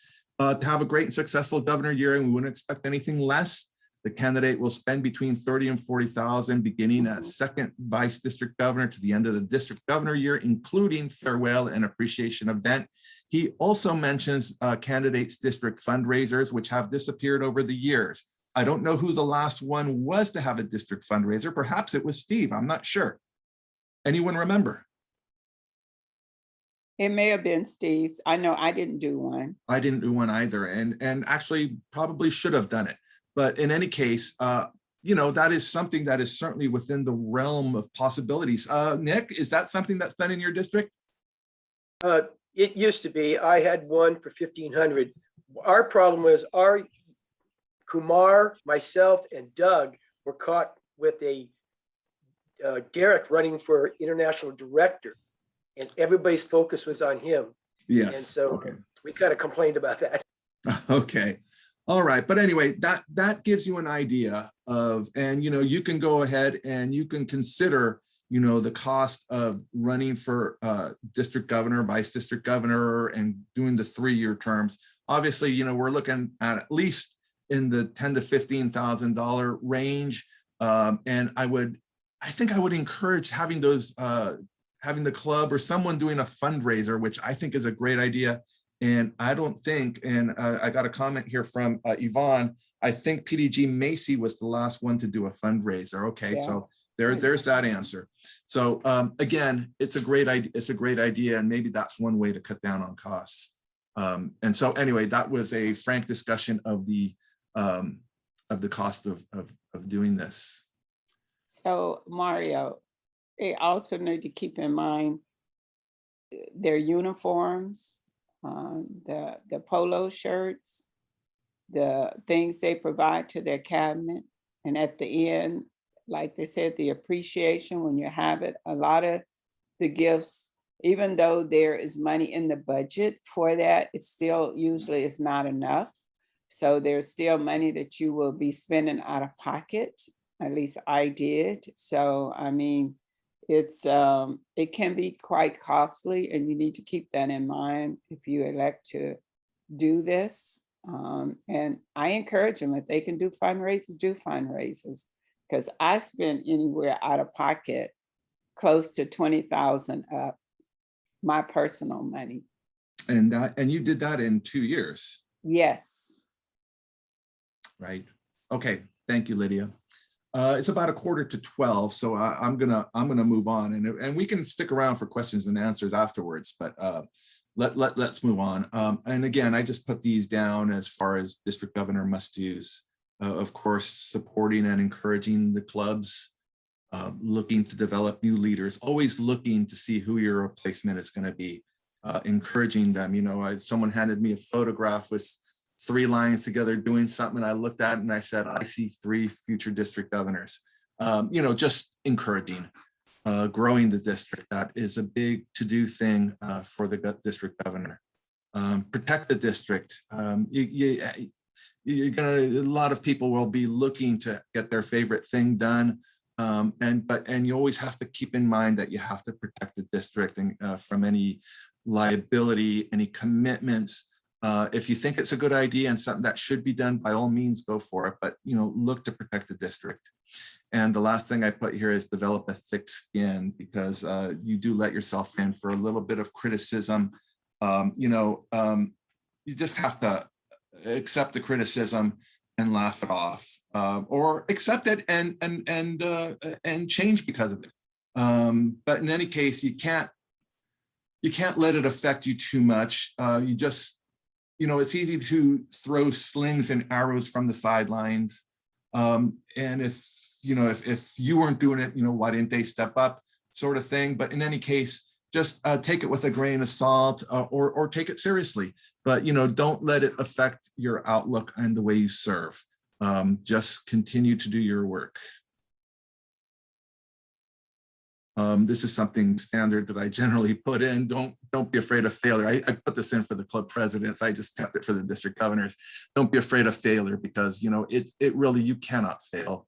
You're not going to achieve all your goals. You're going to have surprises. Boy, did I have some major surprises my year. Lost my first vice district governor. I was so fortunate to get Lydia to step in. I lost my secretary. She passed away in the early part of my term. But things will work out somehow. Just do your best and enjoy the year. And at the end of your term, you will have accomplished some, very good things, great things even, and made some great memories. Yes. But comes the hard part. You've been in office for a year and you know the job and how everything works, and your term is over and it's time to go. Time for a new leader, but you don't want to meddle and stick your nose in. Your job now is to mentor and offer advice if asked. It's over. Mario, you had a great year. It's time to go. You've got 3 vice district governors waiting in line, waiting their turn. You got Vice District Governor Fanny and Vice District Governor Helen and Vice District Governor Lydia. Waiting their turn, and it's now time for Lydia to step in. You remember that moment, Lydia? Yes, I do. Yeah, of course. And it's a great time. And, now it's time for you to step back, and it's Lydia's turn to be at the front of the table. It's Lydia's turn to make the speeches. It's your turn to take pictures of Lydia and try and make her look good. It's time to do other things. It's time for the other vice governors to move up, and it's their turn. You've done your job. You've done a good job, hopefully. The good news is that when you are a past district governor, the district still needs your leadership as a mentor on district committees, such as what Lydia and I are doing right at this moment. On Lions affiliated foundations, you might serve on Lions Eye Foundation, Lions Education Foundation, Nick, on CLF, California Lions Foundation, any number of foundations. After 1 year, you're invited back to join MD4 committees. PDG Steve is in the COG right now. He is the chair of the Budget and Finance Committee this year. On the Global Action Team, such as Lydia and I are doing at the moment. And don't forget, you're still a member of your home club. And this picture was just taken a couple of weeks ago. Rose and I and 2 of my daughters went and we got our flu shots from San Francisco Host Lions Club at a health fair. We belong to Kaiser. We could go to Kaiser and get our flu shots, but we wanted to go visit San Francisco Host. And sometimes we'll alternate between San Francisco Host and San Francisco Premier, for getting our flu shots every other year. But we just like to go and say, hey, great job, guys. And so you just continue to do the job of encouraging the Lions clubs, to encourage them to do the things that they do, because they do such a great job. Lydia, do you want to talk about this? This is, and for District 4C4, this is part of your 7-year commitment, and that's the convention committee. And so as part of the convention committee, we serve in different roles. We serve as registration chair 1 year. Then the next year, you're the housing chair. And then the final year, you are the convention chair. So this is part of that. This is 3 years of that 7-year commitment. And then the last year, I call it you are the event planner for the PDG chairs, the social person. And also if there's things going on in the district that needs to be addressed and it requires a PDG meeting, then you are the one that called that meeting. So these things is part of your 7-year commitment. And when you tell people, oh yeah, I'm running, it's a 7-year commitments. That's the first thing they want to know. 7 years, what are the 7 years? They only think of second vice district governor, first vice district governor, and district governor. But these things are also part of that commitment. And when you sign on, you are expected, or you should have it on your agenda to fulfill your commitment by being ever present and involved in all of these years following. Nick, it's pretty much the same in your district, right? Exactly, exactly. And, you know, reality is that some people don't follow through. Kumar left us, and so people had to pick up the leftovers. So yeah. You got to be prepared for that possibility where you know you got to cover someone, and so that does happen. Yes, and there is in our bylaws guidance to take care of that if indeed that happens. And I strongly suggest that if you get to that point, take care of it, because one person cannot do a convention by themselves. You need all hands on deck. There you go. Okay, thank you, Lydia. Again, it may be different in other districts. We just heard that it's the same thing in District 4C5. So thank you, PDG Nick. Other PDG opportunities. You know, in District 4C, excuse me, in multiple District 4, one of the 15 district governors is traditionally elected by the succeeding council to be the council chair. Emo, PCC Emo, why don't you speak about this? The incoming council elects the council chair. So in my case, it was Ken's council, Ken Ibarra's council, who elected me as the council chair. All the council members are asked if they want to run.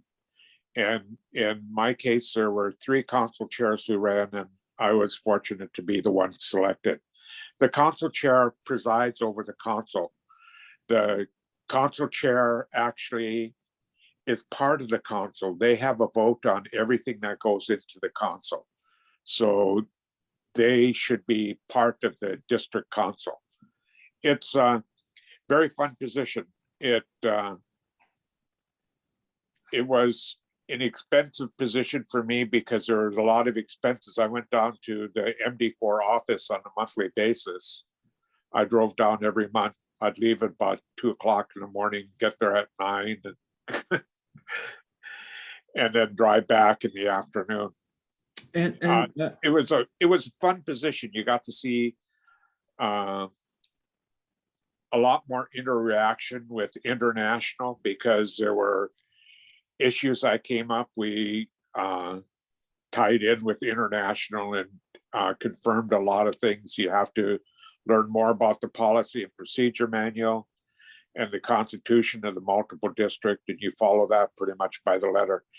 It was a great position, and I'd recommend that any district governor vie for the position because it's very enjoyable. I enjoyed it tremendously. And Emo, yeah.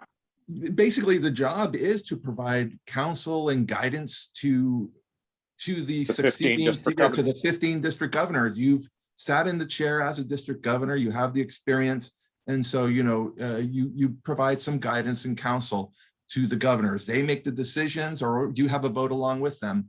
But you know, you pick someone with you know, good head on his shoulders, which you obviously do. Here we have Rob Manning from L5, and then PCC Bob Stewart from C6, which is San Jose down to Santa Cruz in that area. But I mean, you know, generally these people are very sensible leaders, and I think you know, it's a great position to consider. Obviously, from our own district, you know, we've got International Director Ken Ibarra. I mean, every once in a while, someone from this multiple is going to be put forward, nominated as an international director, and you know, we're just so proud to have International Director Ken Ibarra from 4C4. Last time anyone from this district was over 60 years ago, and I'm even prouder of the fact that he's a member of my home club. So anyway, he's off. He's currently in Florida attending a multiple district meeting there. So anyway, those are some other PDG opportunities. And so, kind of reaching the end point here, we're Lions. We know how to conduct business. We know how to run a meeting. We know how to be formal. We know, that there's time to be serious, but, you got to have fun doing it when you're going through this thing. You got to create memories. And, these are some of the memories I created with exchange students from Japan at parties, visiting. I believe that was L3. And as a matter of fact, that is now DG Bong Garcia. And then I think this is also L3. I was buying some smiles with a $20 bill from the three ladies. But anyway, just create the memories, visit the clubs, go to conventions, hand out awards. There's Nick. And Nick, I love that costume. Fall in love with another district governor. and Hank, this is Hank from 4L4. And the reason I included Hank is because, when I went to visit his district, when I went down to visit Mike, I stood in front of their cabinet meeting, and I was given an opportunity to say a few words. And I said, boy, this district is just, because I went out and I talked to them. And I said, this district is just like my district. You remind me so much of my district. I could be a member of this district. This guy, Hank, he stands up and he hands me a membership application, which is exactly what you're supposed to do. Anyway, don't forget to thank your partner in service in anything you do. The spouses allow us to do it. And, it is something that I enjoyed so much, and I was so grateful that Rose gave me the chance to do it. The actual ceremony is, at International Convention. This is the 98th International Convention. Typically, there's going to be 18 to 20,000, maybe more Lions in the room. Rod and I were there to see Jack pull the ribbon on Macy. And just so that I can explain, early on in the week, you get your badge that says District Governor, and it's got a little ribbon at the bottom. It comes off easily if you tug on it, but it'll stay on for the week that you're there as the District Governor-elect. The ribbon says elect, the badge says District Governor. When Jack pulls that ribbon off, you are no longer the District Governor-elect, you are the District Governor. And so it's a big thing. The international president has just been installed. There's a countdown, 750 district governor-elects are in the room, and you pull the ribbon, and now you are the district governor. And that's the ceremony. And that's what we hope you're going to enjoy. And so the question is, it's an expensive hobby, and it takes time away from your family, possibly time away from your job. Why do it? Because you believe in what we do as Lions. Lions are worldwide. We work and we talk with people from other nations. We're creating a better tomorrow. We're making a better today for our youth.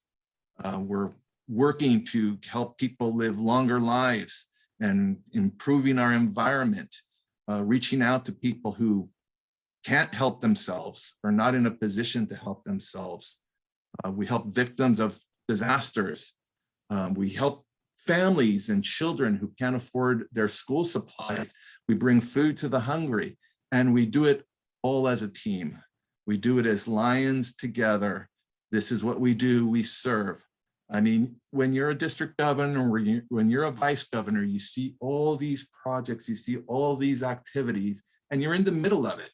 And, I've got to say, that at the end of my term, I stood up at convention at giving my last talk, and I wept because it suddenly hit me that of all the things that we were involved with and how much it meant to me. And I guess I want you all to feel the same thing that I did in seeing these things. You don't have to be a district governor to experience it or to feel these feelings. But I mean, when it's concentrated into 3 years like that, you realize, how truly fortunate we are to be a member of this organization. And you do have the talent. I think when you're given a gift, you really show your appreciation for that gift, when you really appreciate it and are thankful, I think your first inclination is to want to give back. And so, you know, being a district governor is one way of giving back. So we ask you to consider it. I'll just throw in a picture of my mom. She joined the Lions back in the late 80s. There she is campaigning in Denver, I believe, for Don Banker. My favorite title, just some closing thoughts. My favorite title is still Lion. Being a district governor was great, but in the end, we're just Lions. And in a service organization, a leader leads by serving. And it's a unique experience. Loved every minute of it, every moment of it. And I thought, to me, it was worth every penny. So, you know, if anyone wants to reach out to me, well, you're mostly in this district, reach out to me, send me an email, give me a call, and don't forget to send me your membership ID number so I can report it to LCI. They want to know that you attended.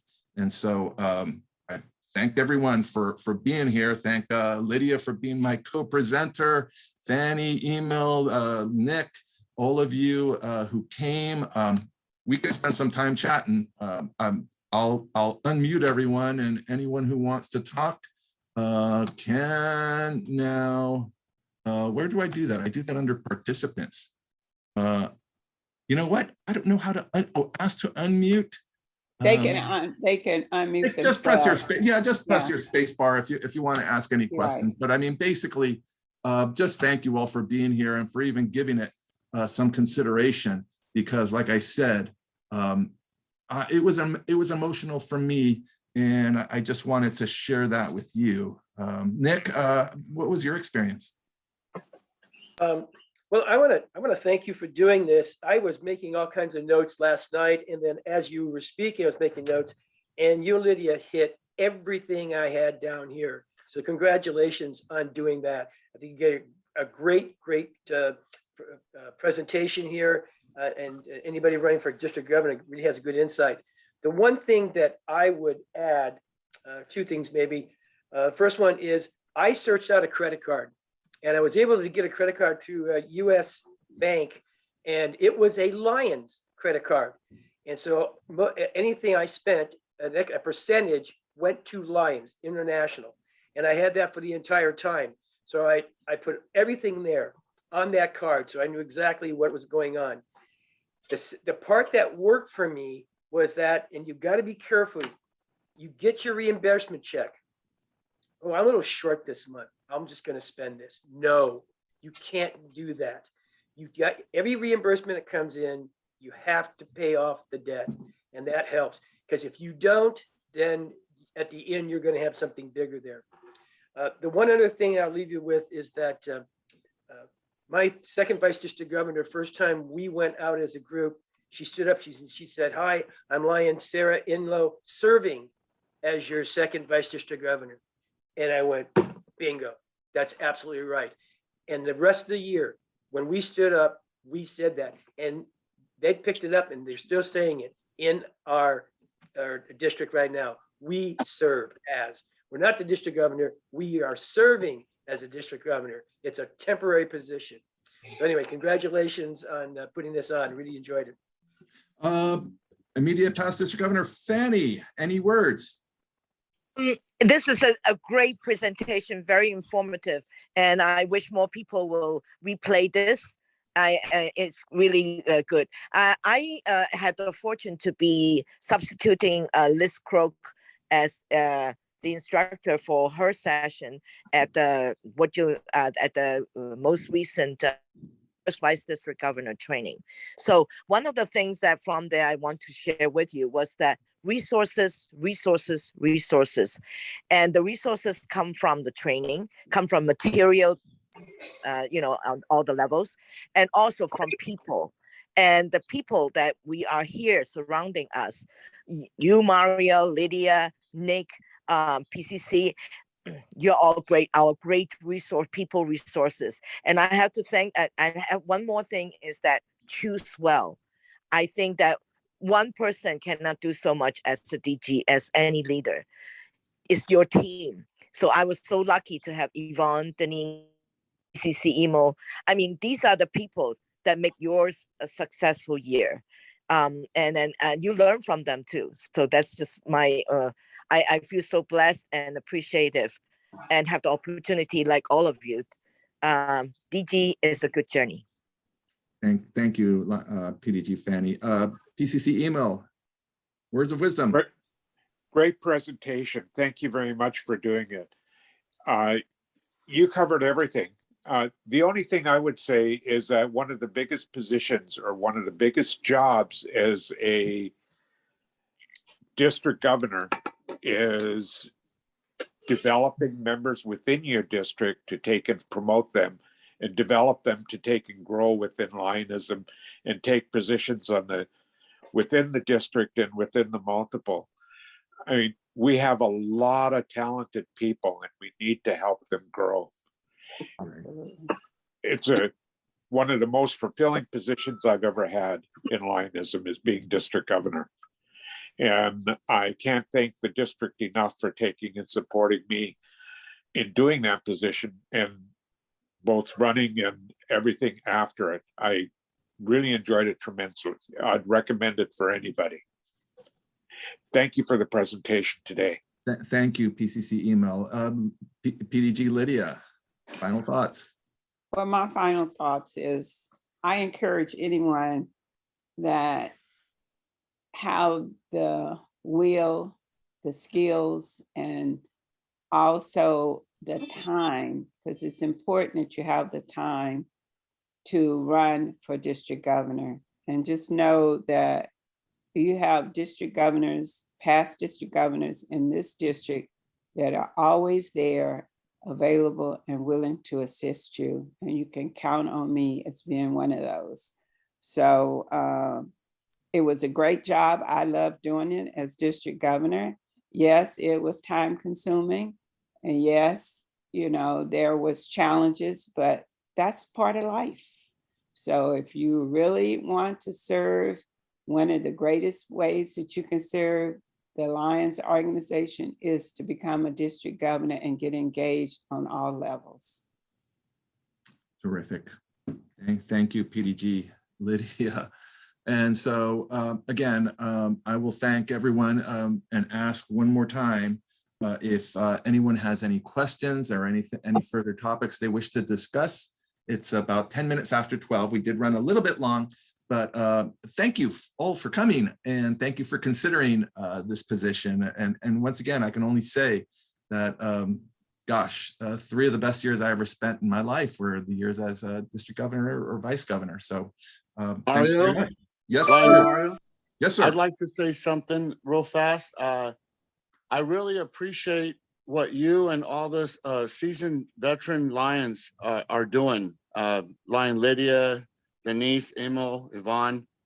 This is like the greatest thing ever because it gives the next generation a chance to learn and grow with all of you guys. And without you doing this and putting your time aside, we would be helpless and we wouldn't have a chance to grow and come in and do what we're supposed to do as a Lion. So I want to say thank you to all of you for putting your time and doing this today. I really appreciate it, and I'm sure everyone else does too. Thank you, Lion President David. I will remind everyone that the presentation will be made available by Lion August Valera, who's in the room. Thank you, Lion August. And it will be posted on the district's YouTube channel. I don't know if anywhere else, I don't know if it's on the website or what, but at the very least, it'll be on the YouTube channel. So waves, thank you, August. And so thank you all for coming. I had a great time putting this together and working with PDG Lydia, who was a great help to me. And so I look forward to seeing you serving in the position of district governor someday soon. Thanks very much. Thank you, Mario. I'm going to end the recording.